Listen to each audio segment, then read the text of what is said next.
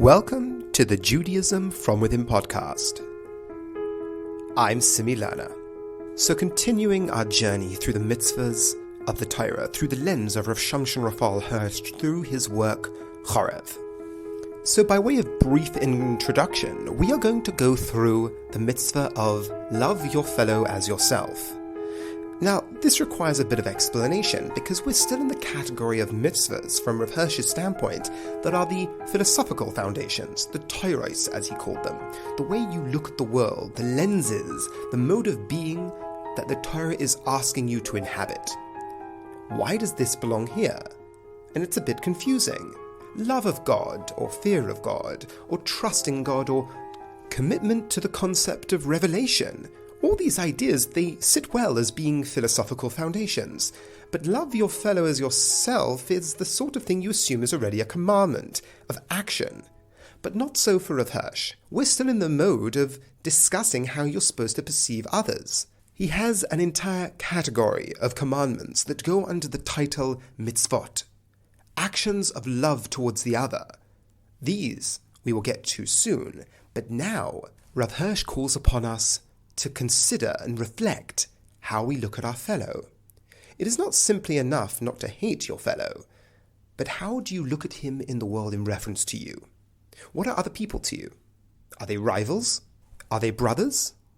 Are they sisters? How do you look at other people? And Rav Hirsch describes that if we appreciate what we mean by God, and often in the Torah when it gives these sort of instructions, there is always the seal, because I am the Lord your God. Rav Hirsch explains that if we appreciate, once again, that principle of always going back to, what do you think we mean by God? It always comes back again and again, because if we don't talk about what we mean by Hashem, we end up moving into a state where we are simply following laws for the sake of following laws. But we have to hold at the forefront of our mind of what we mean by Hashem.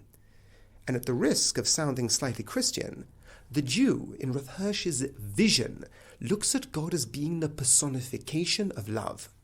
Hashem is embodied by chesed. Chazal tell us that God created the world because of chesed.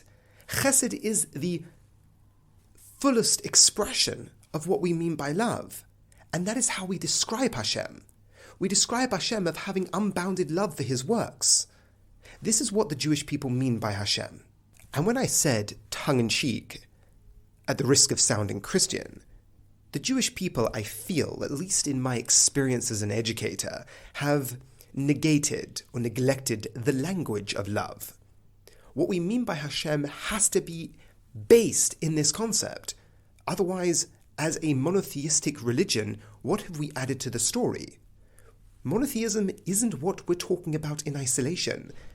As it was referred to as ethical monotheism, meaning there is moral content to what we mean by existence.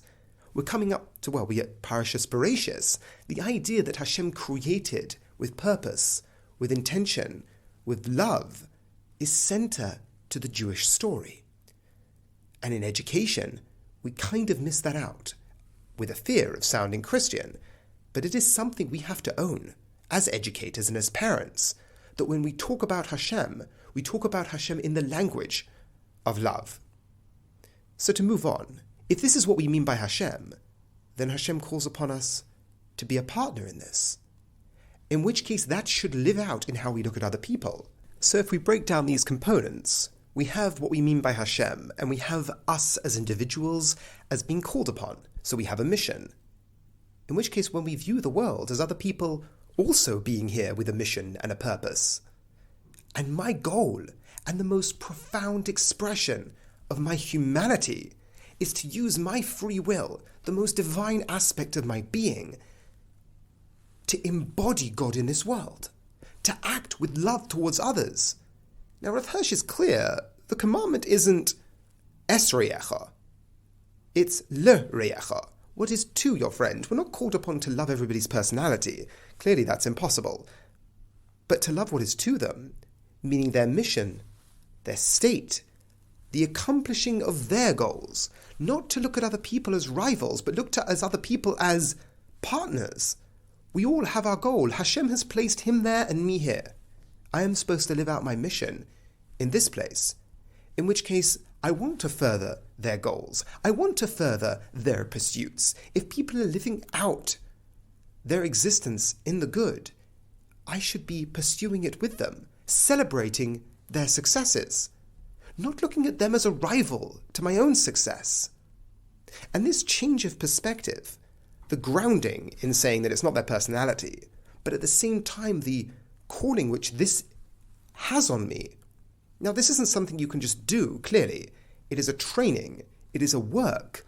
That's why it's one of those things that it requires to be expressed as a philosophical foundation.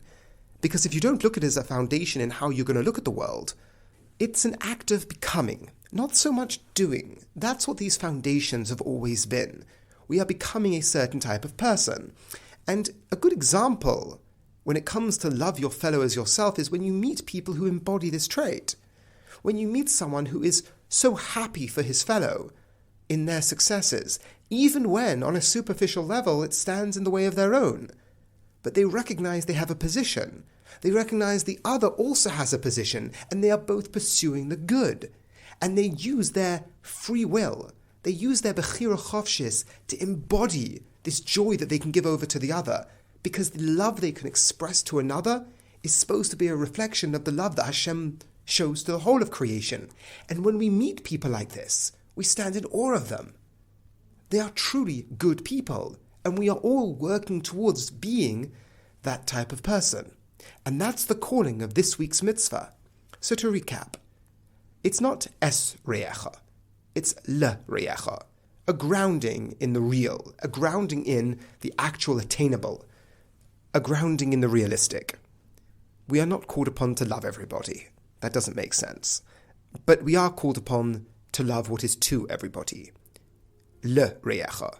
Personalities differ and personalities clash.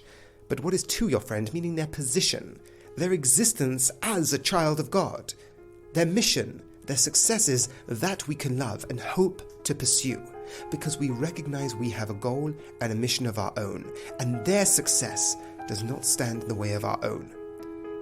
And this trait, as described by Rav Hirsch, as being the most human expression of what we are capable of, to use our free will to live out that partnership we have with the Almighty, and God, the personification of love itself.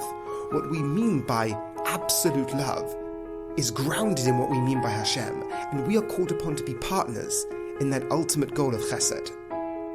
Thank you very much for listening.